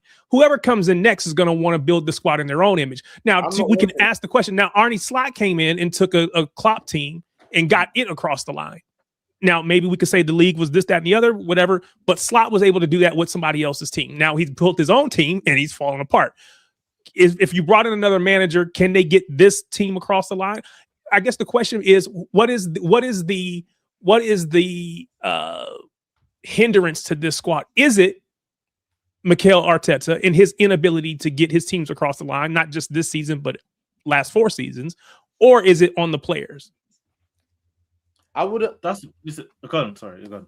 It's not the manager. He built the squad, and he's telling them not to play football. So I would just say they tried today. It didn't. It wouldn't take a whole rebuild like with a new manager, bro. You just clean out the rubbish and get quality. The team doesn't need rebuilding. It's not like man needs to come in and rebuild the team. So, bro, that's not what Arsenal are. Get rid of the manager. Get someone who is a better manager. Get rid of the players who aren't good enough, which is only a few, and add quality. That's it. It's not like a whole rebuild, bro. I'll be real. As an Arsenal fan, I'm not here watching no new man come in and do another 6 years of all this. This is crap. I'm not doing that, bro. I'll go and just watch NBA. I swear to you, I'm not doing that again. I'm not doing that again, bro. Yeah, NBA is not what it used to be either. A smart manager would take. I got a question. I got another question, but let me do this. Jamal is saying, if we hire a Cesc, for example, honestly, I will take the break from football. Life is too short for this level of stress. I don't have another project in me. That guy hasn't watched Cuomo this season. Cuomo are playing some beautiful attacking football. I've watched some of their games. They're fun to watch. I'll be real. I don't like respectfully, and I'm not even saying this to you, but I'm saying to anyone, I don't care if we kick field goals, if we play like Stoke, if we play like Barcelona, if we play like PSG, man, anyone, bro. I just want to win. I'm tired. Just win. I'm tired, bro. I've seen my team play nice football and win nothing. I've seen my team play disgusting football this season, and it's looking dark right nothing. now. I don't even. Let me answer this and then ask another question to HB. Let me ask another question, HB. Mo, do you complain when Inter win the league? I think, Aziz, your brain doesn't understand what I'm saying. If it's my team, I'm not asking you to not. You're a City fan. To not want City to win the league, right? You want your team to win every competition. I am someone who covers the Premier League. City winning the league for me is bad. Why it is bad? Because City won before, like 6 times. If City didn't win before, I would be okay with City because it's a change of the people that win. But if City win the league this season, that means it's only Liverpool and City over the last like 10 years. And that makes it boring because, as I mentioned, if Pep Guardiola stays and City win the league, it doesn't open the door for anyone else. So the question that I want to ask, if Pep leaves, would you keep... Liverpool? Yeah, next season with Arne Slot. You're writing off Liverpool. Okay. Liverpool next season aren't even challenging if Pep stays with Arne Slot. Wow. Okay. If Pep leaves, would you keep Mikel Arteta and give him a couple of signings? If Pep leaves, no, for me, I'm. It's not about the other managers. I'll be real. I don't care about. Yeah, it looks like the other managers play a big factor. Mo, I hear it, but bro, like for me, it's not about. It's about what his like because Pep didn't make Arteta lose a 9-point lead. That's Arteta being risk averse. He doesn't want to take risk. He doesn't want to make the right decisions. That has nothing to do with anyone else. So if Pep's here or he's not here, if Arteta don't win, bye-bye. P45 in the post. Go. Get out my team, bro. I agree. In the end, the box stops for him. He's the head of like I said before, he's the captain of the ship. And eventually, like, a tough decision has to be made, or a simple decision if it's for some people. But the reality is this. He's getting paid £15 million a year. Ridiculous, man. Right? He's the second best paid manager in the league, or top wherever it is.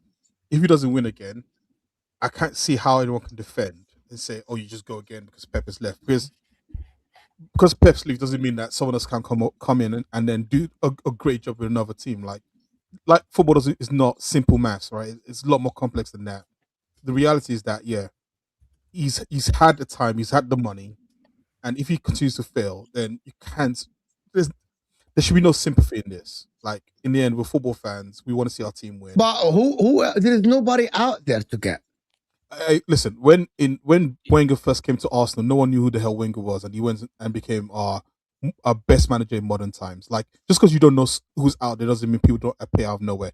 Pep was once, he was Barcelona B manager, right? And yeah, there was good word about him, but when they were getting rid of Rijkaard and Rijkaard had won the Champions League, Barcelona fans would have said, "What the hell are you doing?" But look who Pep has become. When Klopp was managing Mainz, no one knew who the hell he was. Look who he became at Dortmund and at Liverpool. Like this idea of if Arteta goes, that who will come? I don't care. It's about refreshing the project. It's about refreshing the project. Because how's Arteta gonna listen? Arteta, if he doesn't win this season, there's no chance. It's not possible. I feel for you guys. It's 22 years. You were top of the league, and City are about to snatch. It's ridiculous. It's ridiculous. It's ridiculous. How can you continue after that? It's ridiculous. It's absolutely ridiculous. I read in the last 4 years, I think, that Arsenal have led the league the most time in the last 4 years. And you collected the most points, you know that, right? Most points, and we got 0 to show for it, bro. Why? Like, what's this, bro? Like, I'm tired, bro. You know what? Arsenal, you know what it is? Arsenal got 2 problems. One is the historical thing where I always feel like because we've always been a team in the top flight, we've played way more than anyone else in the top flight. We're such a club that can get comfortable easily, right? So we can get ourselves easily to like a second. But to go over the line, we've seen it time and time again. That extra step has been so difficult for whatever reason. And there's been so many different teams that I've tried over the last 20 years. I know we've had the Emirates move, blah, blah, blah.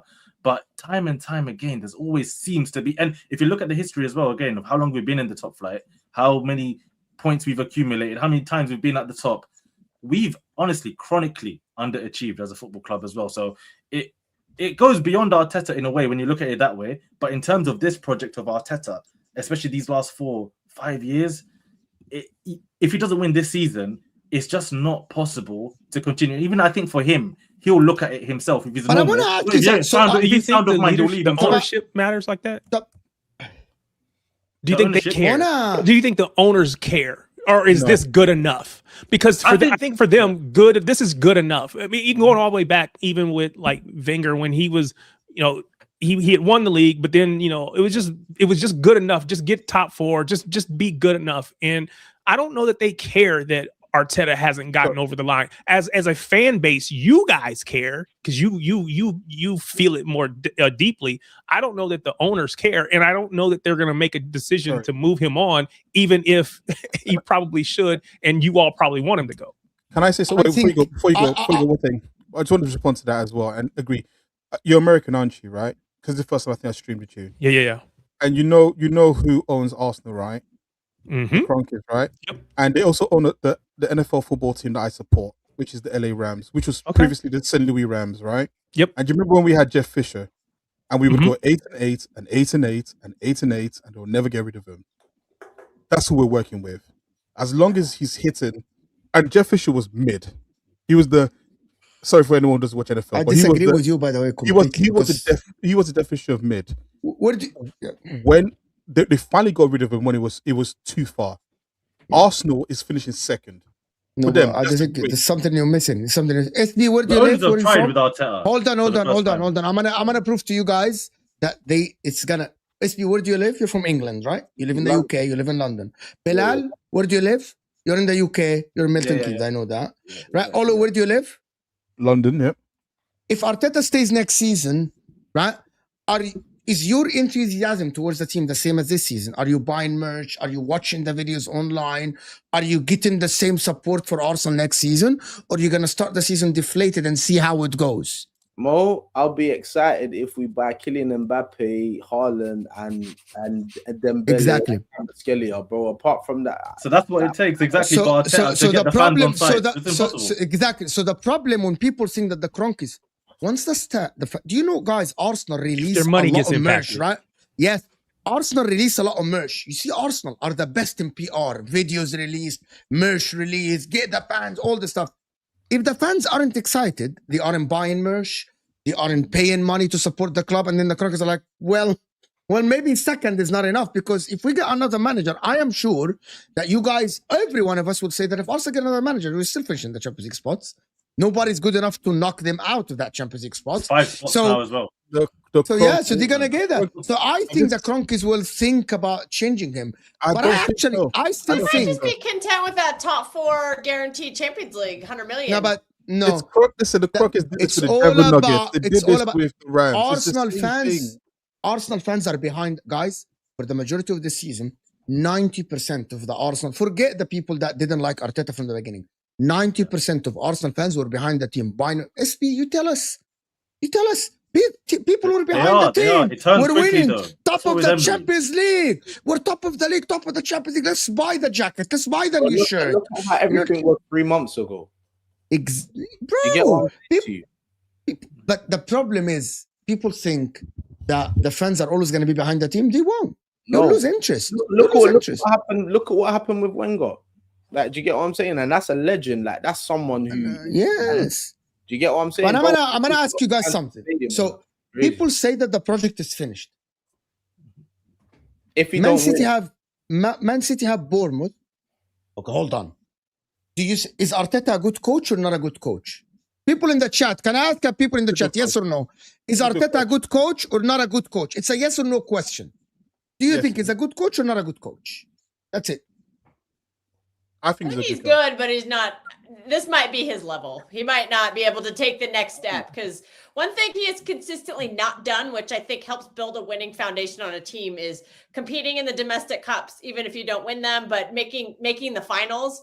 Like, he's made one final since that FA Cup run when he first joined Arsenal. One final. He's built the super team. They're not getting fine. They keep crumbling at the end. Making finals. So that was maybe a step of progress. So he's a good coach, right? So he's a good coach. He's a good coach. He's not an elite coach. He's a good coach, obviously. He's good. But if you want to win trophies, you need to be great. And Mo, sorry, I had to just go and check for my point of view. So for my the points I made, they also had Endeavour Nuggets, which they owned. They also had Michael Malone, who was there from 2015 to 2025. They only got rid of him last year, right? So I'm going to ask you guys something. So Arteta's a good coach. So let's go back to the good coach. So if Arsenal aren't going to go out and get a great coach, what's the point of changing? Oh, sorry, my internet bugged out. Go and get the great coach. What's the point of? Can someone explain to me? What do you mean? Okay, there's 2 points. Number one, as you said, to galvanize the squad to any point if you don't win this season, it's going to be mission impossible. The fans as well. I speak to so many fans, right? Just normal fans. They're like, yeah. To be honest, I'm not enjoying the football, but let's see how it goes, because, like SB said, as long as we win, I'm good, right? That's been the sentiment. So if that doesn't happen this season, great. If that doesn't happen, if he wins, how many games you guys have left? 5 games. 5 games for us. So if you win 3 and lose 2, but City win 3 and lose 3, does that make him a good coach then? Okay, City have Everton away. City have Bournemouth away. City have Brentford. So if City don't win every game and Arsenal get across the line, does that make him an elite coach then? I wouldn't say it makes him. Because I want to understand, where do we draw the line? Mo, I don't think it changes your opinion on his coaching skills, but what it does do is, bro, you have to look at him in a different light, because you got it over the line. You managed to do something that Arsenal manager hasn't done for 20 years, isn't it? So it's going to give you time. It's going to allow you to now have like these conversations where people are just saying, "Oh, Arsenal don't do it. They can't do it. They can't do it." You've done it. Like, a champion wasn't a champion until he was a champion. Do you get what I'm saying to you? So you have to, until he does it, he's not going to be in them conversations. There's always. Has anyone thought that the problem is at the club, not the coach? No, but don't, like I said it on my show earlier, don't ever get it twisted. I'm on, like, if he don't win and the Cronkies don't do nothing, that just shows me what you are run. Because I remember it was only a few years ago when you man was still on that same BS, just happy with getting Champions League football. You weren't spending no money. Like, I can't get twanged just because you're spending money now. Don't think that I forgot. I know who's in charge of my club. So if Arteta don't win and they don't do nothing about it, then I know what you are run, and we need to make a change. Do you get what I'm saying? Yeah, I agree with that 100%, because that shows, because every year up until this point, there's been a reason to keep Arteta. Like, even if I've been saying this, I don't think he's the guy we should get. Like, people who wanted Arteta, to be honest, they could win the argument, because it'd be like, no, there's this, and this. But this year, if you don't win, genuinely, there's no argument anyone can bring us, right, to keep him. It don't make sense. You had everything. I think 100%, and I think the fans going into next season, if that continues and somehow he's still there, you'll start seeing empty seats in the stadium, 100%, because the fans are just being patient to see what happens, even if they're not enjoying it. That's the thing. Because at the end of the day, like, I know people say trophies and all of this, but people do pay money to go and watch, especially Arsenal, go watch good football, right? True. So if they're not even enjoying watching the game and they're seeing no trophies, they're going to start seeing less people turning up just naturally. and that's going to affect the bottom line, and that's going to make the cronkies then. I think people are mixing it up. They're thinking that By the way, I'm just going to tell you guys something. As a content creator, if Pep stays, wins the league, and Arteta stays, it ruins my content. Arsenal must win and get a new coach for us to have I think people need to understand YouTube and football conversation between friends and between people is about a new story. If Arteta stays and Pep stays, I got nothing to talk about, basically.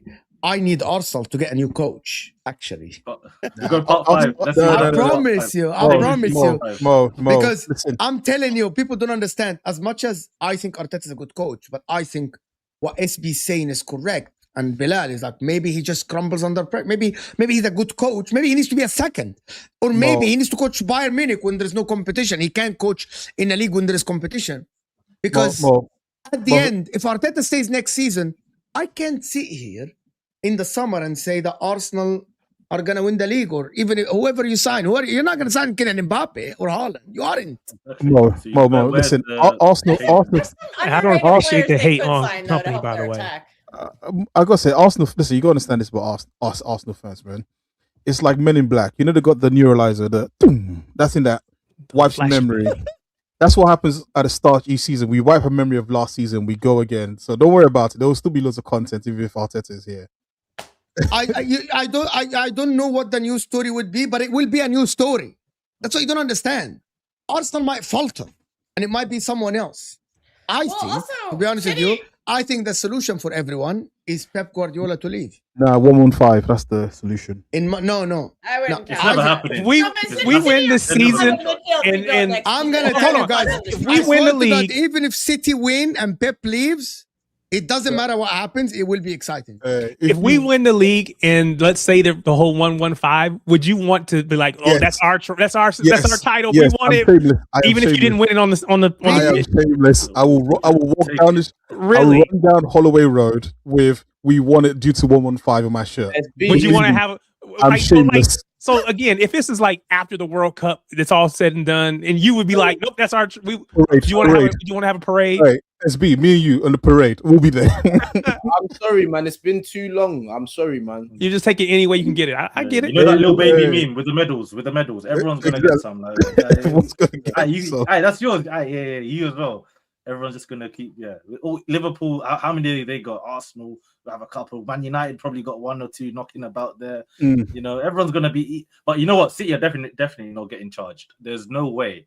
I even saw Keir Starmer with the Prime Minister with the Man City chairman recently as well. Like, that's not happening. Like, the amount of money they spent in Manchester as well to redevelop stuff, the amount of money they just pump in, is whatever this 115 thing. See, my only issue with your statement, anyway. My only issue with your statement is that if we don't get punished, then therefore it must be because of the chairman and his connections to the city, as opposed to, you know what, there just wasn't enough there. No, that's how agendas work. That's how agenda works. No, I mean, you refuse to accept the possibility that there just wasn't enough there.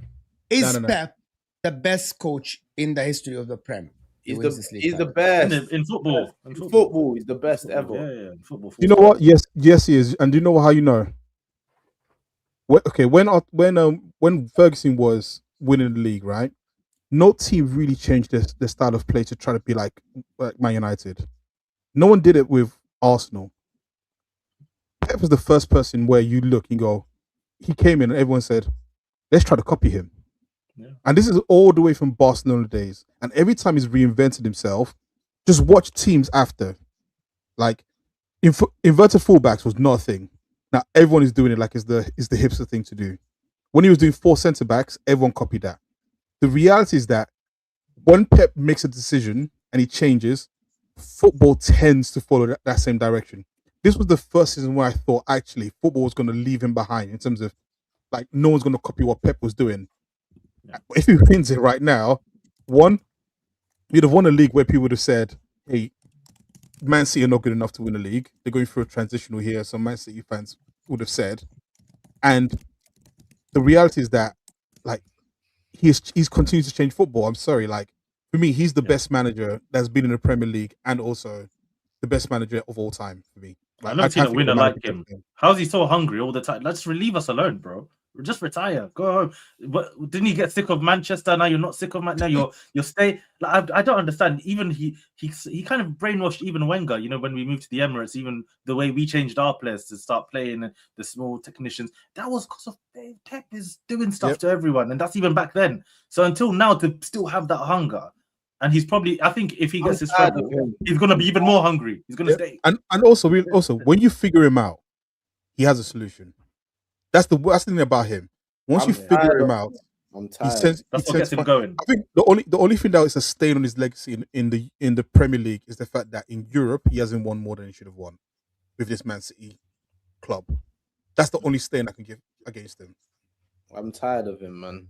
Yeah, sometimes it's style of play, because league football he's completely finished it. Domestic football he's finished it. But as you said, Champions League sometimes big moments, big players. Sometimes just doesn't make sense. Sorry, someone in the chat said Pep didn't invent anything. He copied Johan Cruyff's tactics. Actually, if you go and actually do the research, the Cruyff tactics didn't work at Barcelona. Like we romanticized Johan Cruyff. Yeah, he had a total football idea, which he also got from a coach, but actually never worked at Barcelona. Pep refined it. So again, this is where like people need to understand, and also the way Barcelona played and the way Bayern played and the way Man City played have been different.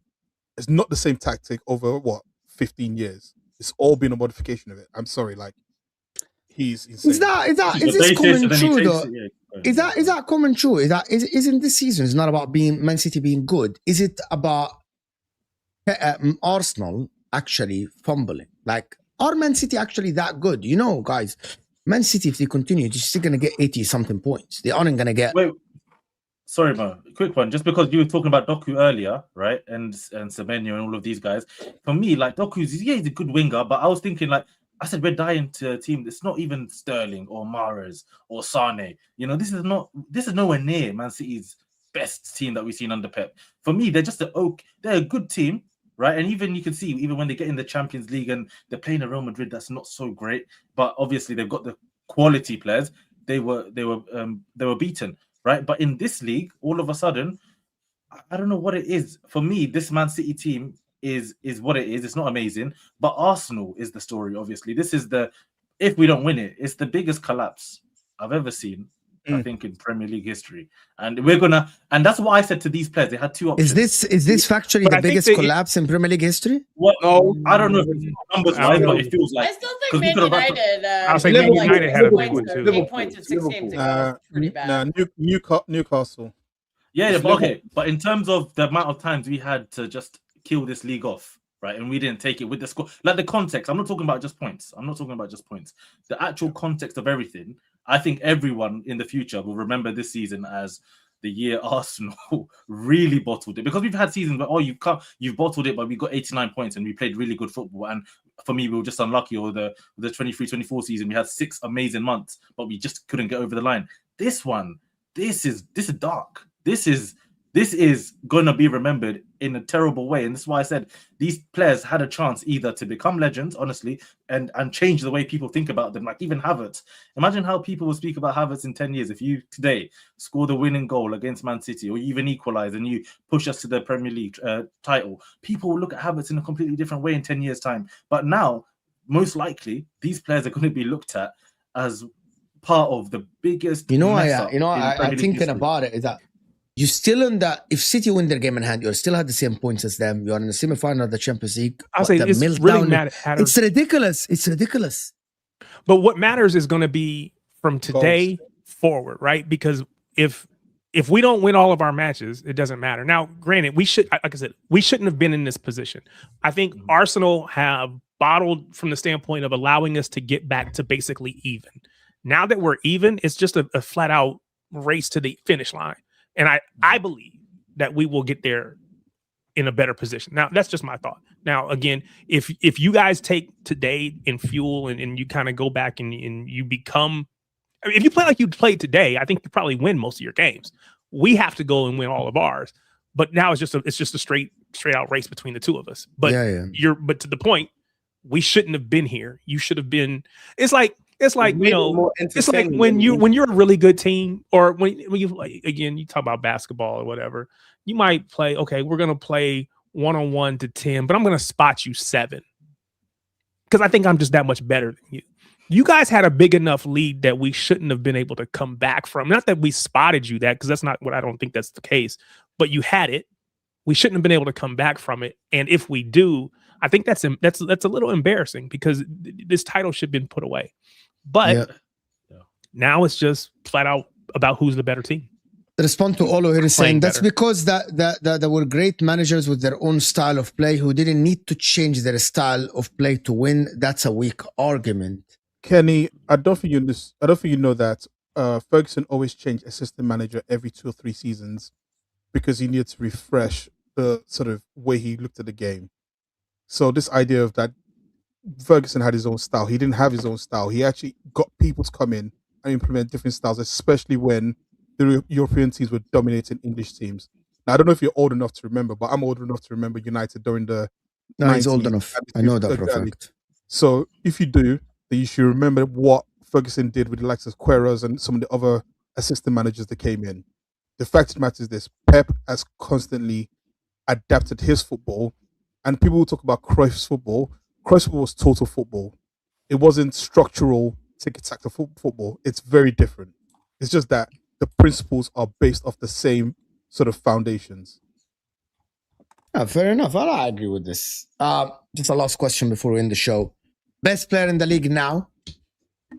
Is it still Declan Rice, as everyone's saying? Never Best was. player in the league. Never was. He was like he was the most consistent player in the league. It should have been Declan Rice, man. The team let him down, man. These are Arsenal players, man. Some of them, they got blood on there. I should have been going to this World Cup with Declan Rice Ballon d'Or propaganda ready, but no. Yeah. Well, if you guys are looking at your stagnant attack, him being in the 8 is not helping it at all. He's just not good enough in that position. He don't play in the 8. He doesn't play in the 8 though. Well, then there you go. Then you have 2 DMs. Now, You're not going to create a lot of chances that way. On paper, that's what she's saying. He's not the 8 that is supposed to be the 8. He isn't playing the 8. He's playing midfield in my eyes. He's just playing midfield. There's Zubimendi just there. So he's just playing. Rice is just trying to do everything. We play like 2 DMs. We don't play with 8s. We play with 2 sitting and 1 holding, but Zubimendi joins in sometimes, isn't it? But yeah. Best player in the league. Well, I think you need to start looking at him as the reason why your attack's not very good, because he's not very attacking player. Nah, Declan Rice is the last thing I'm worried about in our team. I know exactly. If you had By the way, SB, football-wise, and I want to discuss this with you specifically, I disagree with you. Why? He is someone you should be worried about. No, he's not. I'm going to tell you why. Individually, he shouldn't be. You shouldn't be worried about him. But tactically, if you have a Zubimendi and you're a top team like Arsenal, I think you should have a left 8 that is a little bit more adventurous going forward and better going forward towards the goal. Your problem is that you don't have Cherki. I would understand if Arsenal have Zubimendi, Rice, and Cherki, which is free, as a 10. Like Man United has a Bruno as a 10. The problem you have Odegaard, and Odegaard isn't a 10. Odegaard is basically an 8. He drops deep, gets the ball, involved in the build-up. And the way you play requires, for me, if I'm a manager and I have an Odegaard, I'll play Rice, Odegaard, and someone that is more adventurous, that will continue in the game, like a Cherki or someone that is more adventurous going forward. I think that personnel of Odegaard, Rice, Zubimendi as a combination, for me, isn't good enough attacking-wise unless you got a Vini and Mbappe going forward, which is difference makers by themselves. You don't have that. You are completely right, Mo, but the fact that Rice ain't the issue in that midfield. Not individually, but he's the issue in that. Zubimendi's better at progressing the ball forward. No, it's not. It's not. You guys don't watch my club, I'm telling you. I do watch every game, man. No. Like when she's saying Zubimendi, Zubimendi is the problem. I'm telling you, bro. I'm showing you that guy. He's a better attacker than Declan Rice is. No, yeah, but Zubimendi doesn't pop. Zubimendi's not in my team to attack. That's not why he was here. He replaced Thomas Partey. Supposed to be the ball progressor, the person that plays through the lines. He's supposed to pass the ball quicker than Partey did, progress it quicker. He does not do none of that. He did. Ooh. That's revisionism. Mo, he did. Mo, we did the stats until December. Until December, he did. He was up there with the progressive passes. He was up there with the progressive passes. Mo, I'm not talking about when you're talking about progressive passes. Yeah, you can progress the ball by passing the ball long, by passing the ball wide. No, he used to pass between the lines. He did it today.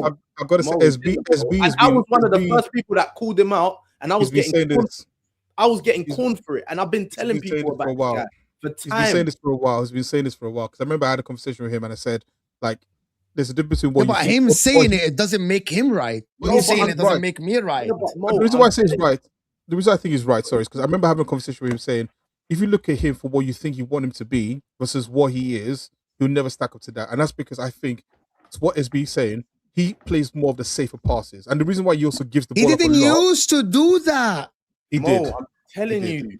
The only interesting passes he used to do was to Timber. Like, Timber would go in behind or on the wide.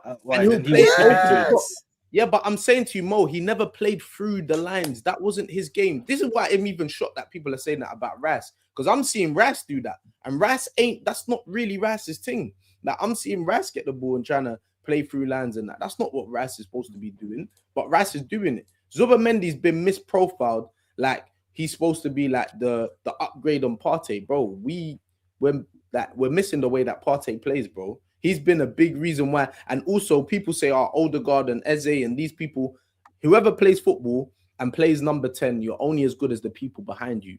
Otherwise, if they don't play through lines and they don't find you in pockets, there's no point of you playing. It's pointless. You're going to have to come outside. You got to come back and get the ball. Exactly. You're going to have to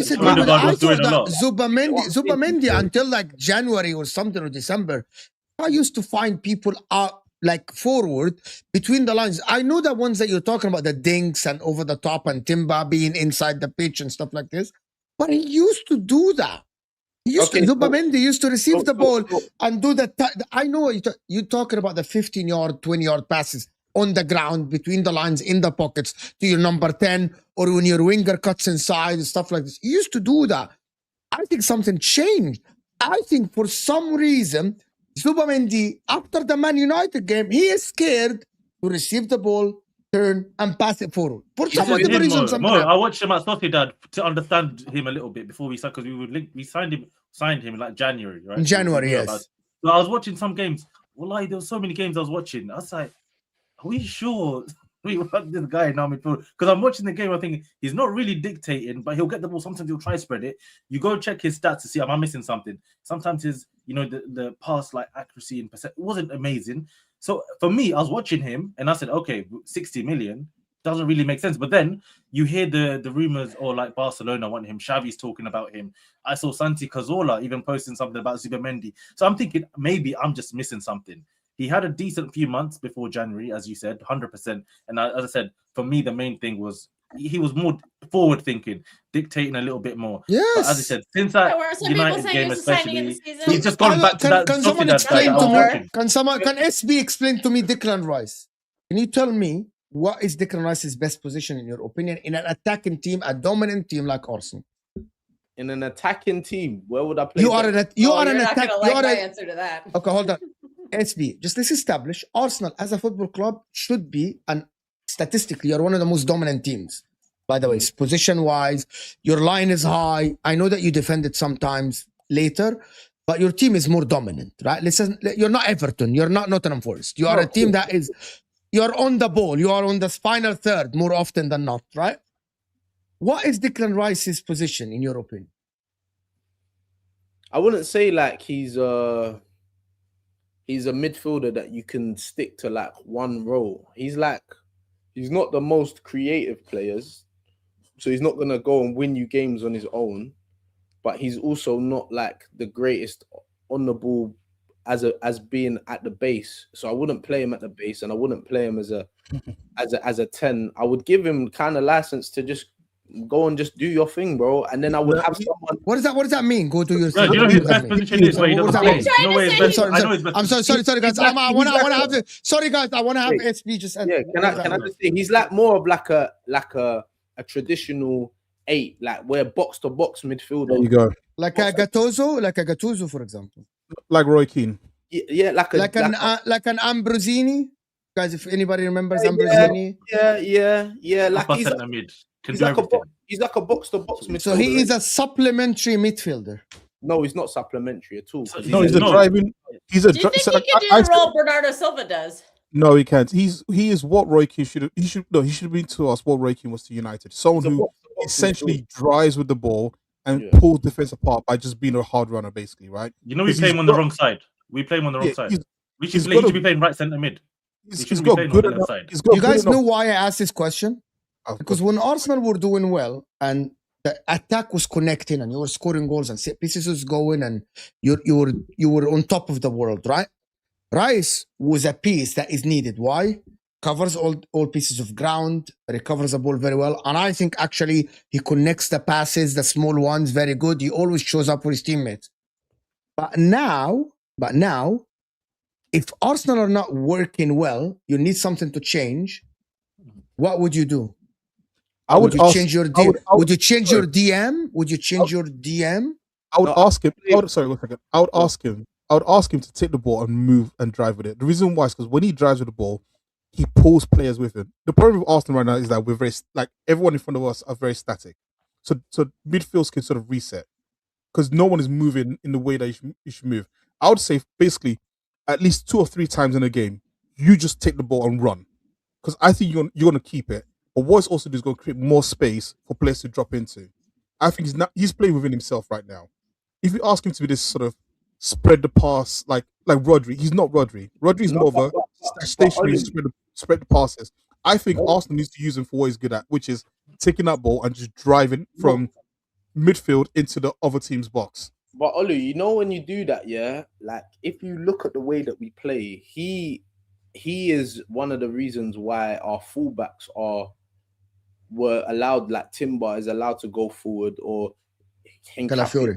Because Calafiori, when he plays left back, he goes right wing, he goes center mid, he goes in the 10. He goes in the left 10.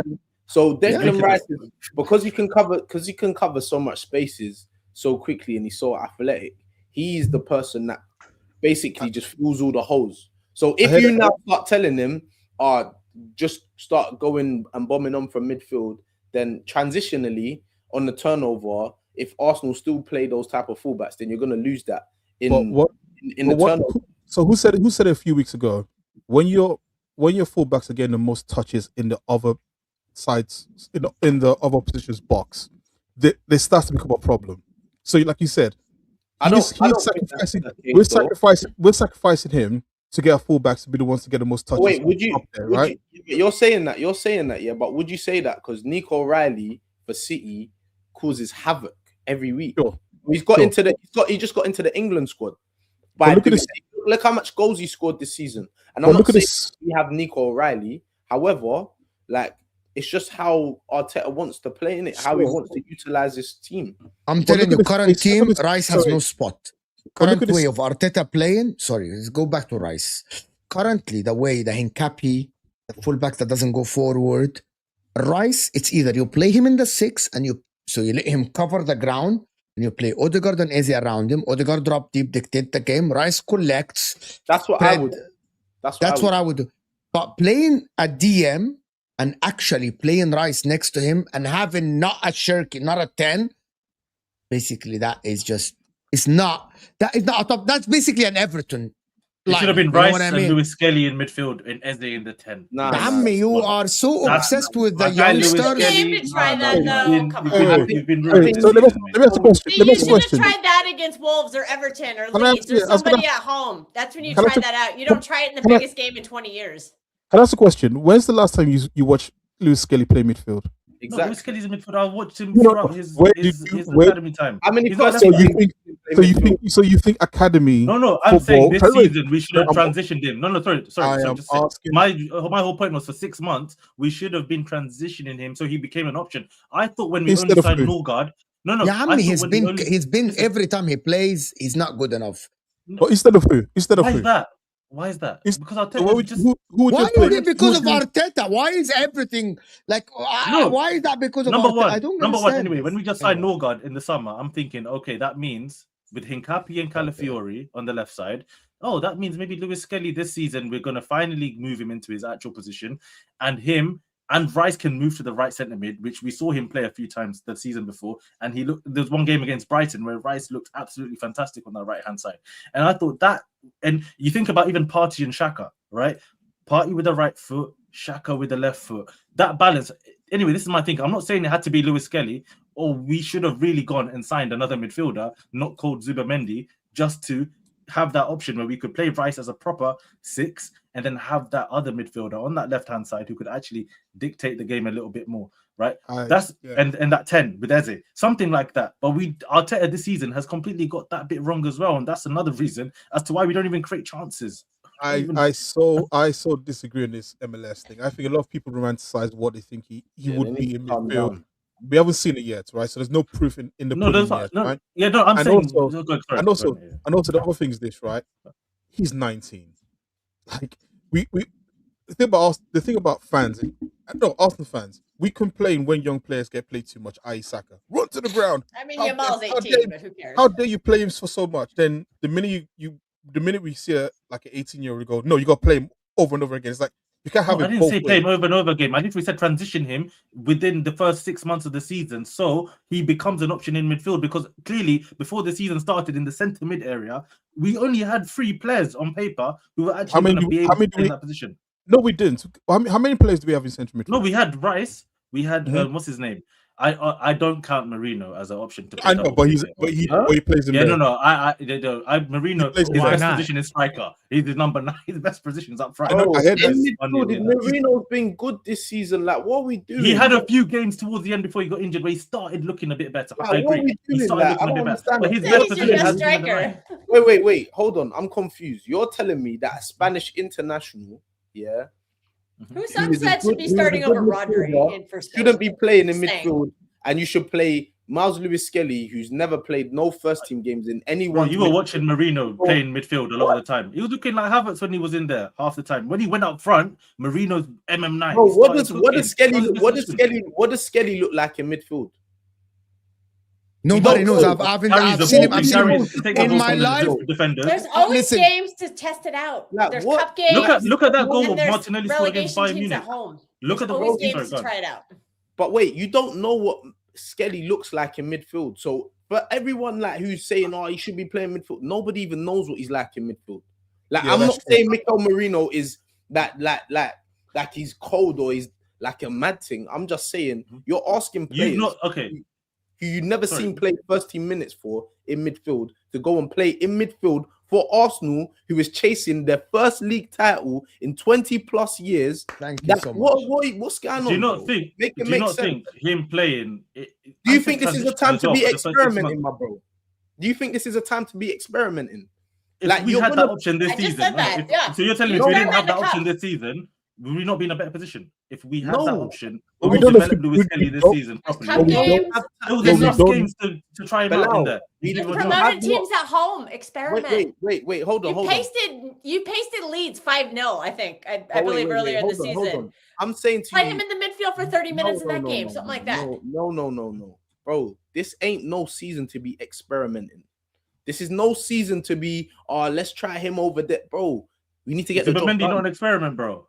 How is he an experiment? We don't know. We didn't know what Zubimendi is going to do. Sociedad yourself. He's 27 years old. He's 27-year-old Spanish international versus a 19-year-old English, barely not an international. Bro. Listen to me. Listen to me. Why is Olo doing this? I don't know. That's because my mic is broken. That's why my mic stands broken. The point I'm making is this, right? You're saying so if you're a manager, so you're giving the keys to manage a football team, you're going to pick, right? You got 27-year-old international player, and you got a 19-year-old player who you have never played in a position, right? And you're saying you would choose to play that 19-year-old over the 27-year-old who has played that position for more seasons. So two things. I know Lewis Skelly is ready to play at the top level. I literally saw him do it the season before, right? I know physically he's ready to play in the top position in the first team. Back. And he's not a left back, and he managed to put in those performances there. You realize playing a left back. Sorry, bro, I'm gonna let you go. Playing at left back is very different to playing in central midfield, right? It's completely 100%. I think it matters how the manager sees the player. And O'Reilly's the center midfield, left back. Bro, well, I was gonna say we've been able to play. Nico O'Reilly has played almost every game this season in one of those two spots, and he's made himself critical to our team and our squad based on his appearances last season. Last season he was new. It was just we got to figure it out, and he's been pretty much ever present for us this season.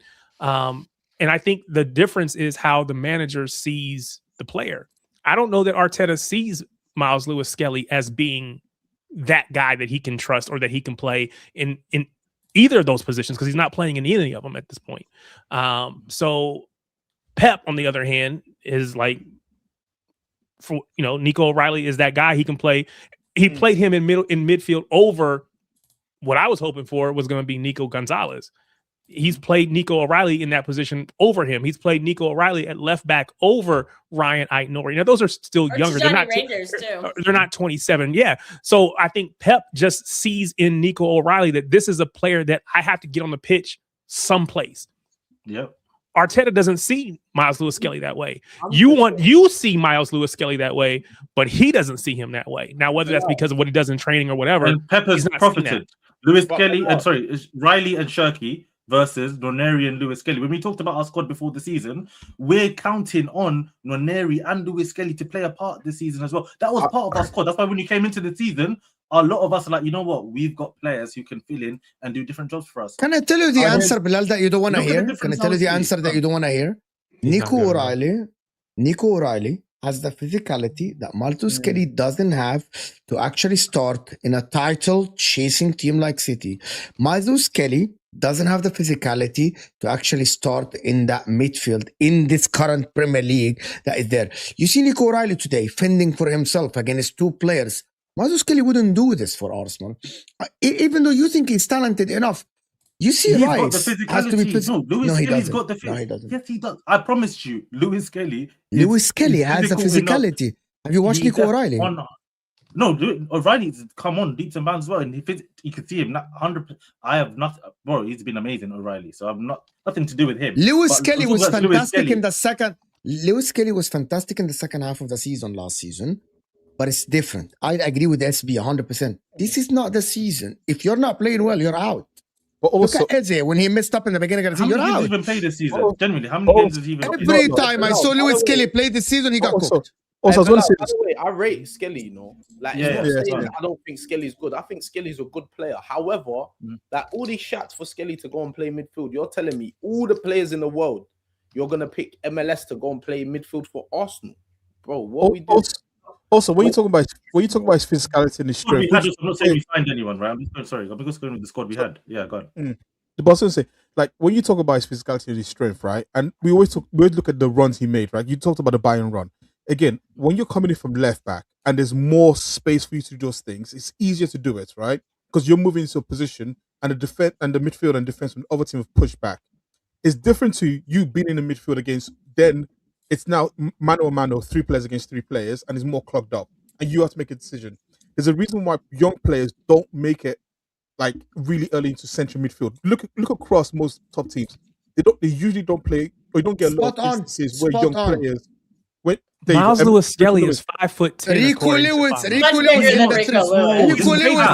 Lewis for City started, and then when the things got tough for City and Rico Lewis had to invert and had to go forward, and then physicality. Right back.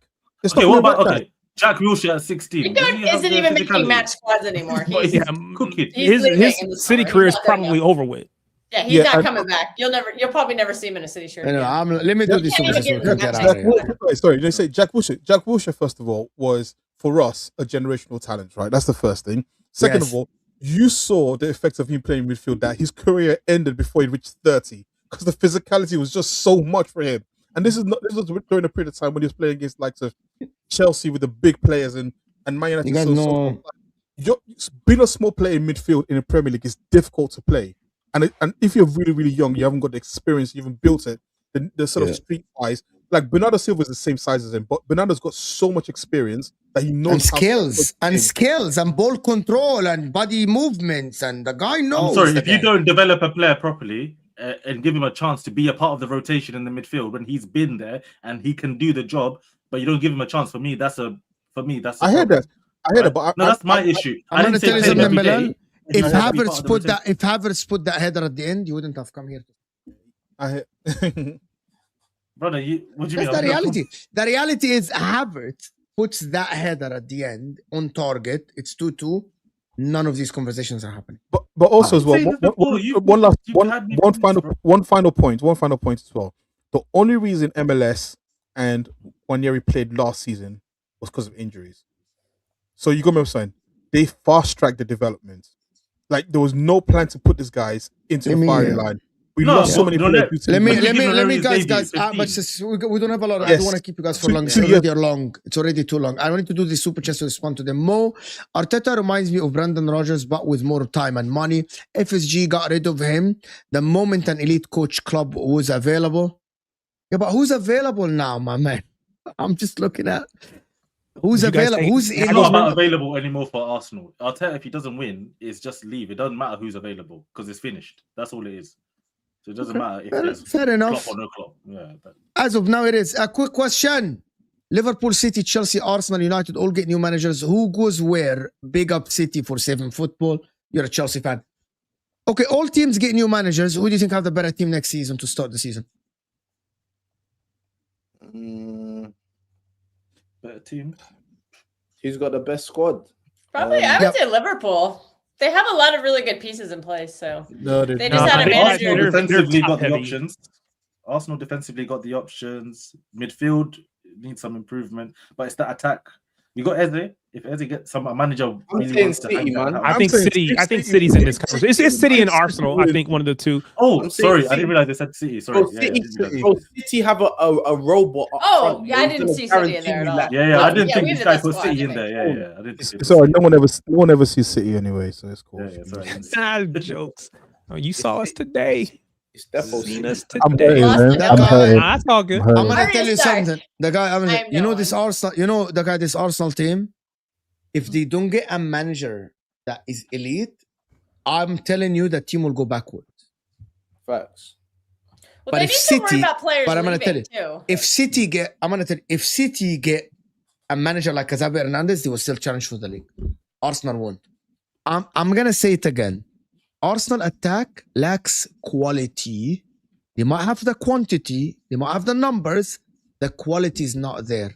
And the way Odegaard plays now, that is not a good enough 10. City though, get any manager that plays good football. I'm going to tell you something. Get any manager that plays good football. You can't say that. I disagree. You're minimizing what Pep is bringing to the table. Come on now. No, I'll love to see any manager but I'm going to tell you, football. No. Come on. He might not get the same, but you need Pep is using Bernardo to the T. He's using Kuzanov the way that with Matthias Nunes, right? But the new manager might not do what Pep does, but they will challenge because the City team, they got SB's Haaland is there. You got Doku, you got Rodri still there, you got Cherki, you got Gay, Ruben Diaz is. So Mo, you're saying. You mentioned real quick. You mentioned Matheus Nunes. Do you realize that we talked about people playing out of position? Our right back, our starting right back, our only right back, to be fair, is Matheus Nunes, who's a midfielder who basically was about to wash out of the club, but Pep was able to. Yeah, he was able to. And again, he could probably go play midfield for a lot of other teams, but he's playing him at. Yeah. Will any other manager be able to get out of Matheus Nunes? No, but hold on. But before you go on, but I want people to remember because it's either him or Rico Lewis. When I had an argument with someone else that Pep Guardiola, when Pep Guardiola doesn't have every single tool. Nico Real is a youngster. Matheus Nunes is not a right back, and he's still using them as good. He's utilizing Doku that everyone says that is not good enough. Bernardo Silva's finished. When I say that Pep Guardiola makes players much better than what they actually are, people say no, but he's only a checkbook manager. You need to back him, yes. But having Matheus Nunes having this season, Rico Lewis before, Nico O'Reilly this season, Doku, Semenyo, Bernardo, that's Pep Guardiola. So, Mo, to your question, so you're saying the question you asked, if you gave Rosinia that Man City squad? You still think that?